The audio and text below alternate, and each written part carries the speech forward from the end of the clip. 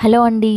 ఆలూ పరోటా ఎంతో ఈజీగా అలాగే క్విక్గా నేను రెడీ చేయబోతున్నాను. ఎలాగో స్కిప్ చేయకుండా చివరి వరకు చూసేయండి. ఆలూ పరోటా తయారు చేసుకోవడానికి ఇక్కడ ముందుగా నేను గోధుమ పిండిని తీసుకున్నాను. ఇది 1/2 కేజీ వరకు తీసుకున్నానండి. 1/2 కేజీ గోధుమ పిండి తీసుకొని ఇందులో కొంచెం సాల్ట్ వేసుకోవాలి. ఇప్పుడు కొంచెం కొంచెంగా వాటర్ని యాడ్ చేసుకొని చపాతీ ముద్దలాగా ఒక 15 మినిట్స్ బాగా కలుపుకోవాలండి. బాగా కలుపుకుంటేనే చపాతీ అయినా సరే ఇలా పరోటాలైనా సరే మెత్తగా వస్తాయి. ఇప్పుడు కలిపేసుకున్న తర్వాత ఉండల కింద తీసుకోండి. ఎన్ని పరోటాలు అయితే చేయాలనుకుంటున్నామో ఈవెన్గా ఈక్వల్గా పిండిని ఉండల కింద చేసుకుని పక్కన పెట్టుకోవాలి. తర్వాత ఉడికించుకున్న బంగాళదుంపని మ్యాషర్ తోటి మెత్తగా మ్యాష్ చేసుకోవాలి. తర్వాత ఈ మ్యాష్ చేసుకున్న బంగాళదుంపలో చిన్న స్లైసెస్ కింద కట్ చేసుకున్న ఉల్లిపాయ ముక్కలు, పచ్చిమిర్చిని యాడ్ చేసుకోండి. మీకు ఇష్టమైతే కొత్తిమీరని కూడా యాడ్ చేసుకోండి. తర్వాత చిన్నగా తురుముకున్న కరివేపాకుని యాడ్ చేసుకుంటున్నాను. తర్వాత ఇందులోకి 1 టేబుల్ టీ స్పూన్ వరకు గరం మసాలాని యాడ్ చేసుకోండి. లేదంటే ధనియాల జీలకర్ర పొడినైనా యాడ్ చేసుకోవచ్చు. తర్వాత టేస్ట్ కోసం జస్ట్ ఒక హాఫ్ నిమ్మ చెక్క అంత పిండి వేసుకోండి. తర్వాత రుచికి తగ్గట్టుగా సాల్ట్, కారాన్ని యాడ్ చేసుకోండి. పసుపును కూడా యాడ్ చేసుకోండి.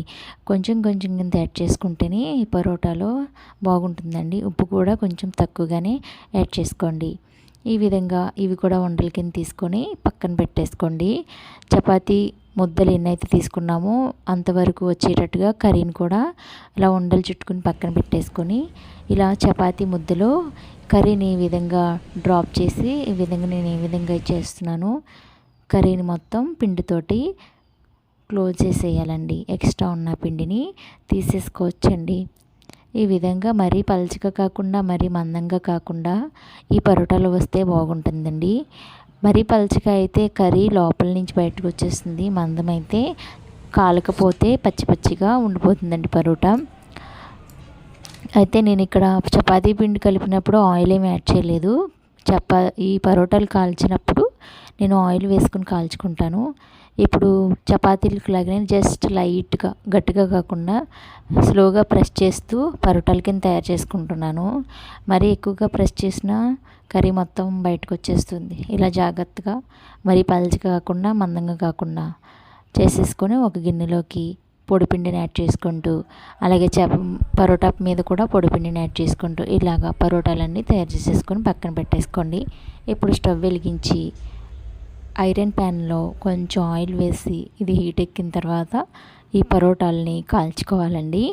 ఆయిల్ ఇష్టమైతే యాడ్ చేసుకోండి. ఇష్టం లేని వాళ్ళ వెన్నపూసైనా వేసుకుని కాల్చుకోండి.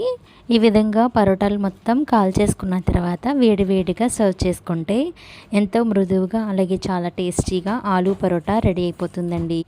Thank you for watching.